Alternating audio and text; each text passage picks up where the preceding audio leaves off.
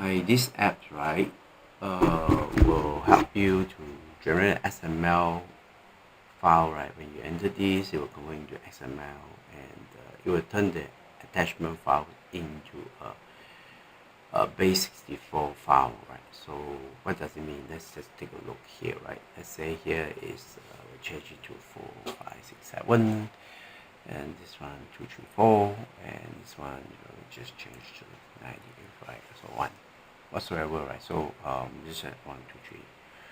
All right, and okay, maybe just change to 6 also. Okay, let's just that's all. Right? I'm gonna just click on this generate XML file. It will now generate the file and put it right here. So we can open the file here, and you can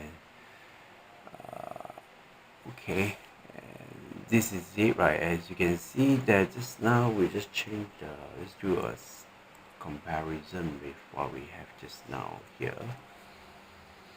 So we change it to 4, 5, 6, 7, right? 2, 3, 4, and as for the IC number, as you can see that here, name we change it to here 1, 2, yeah, and also the file here is now changed to 64, base 64 exactly.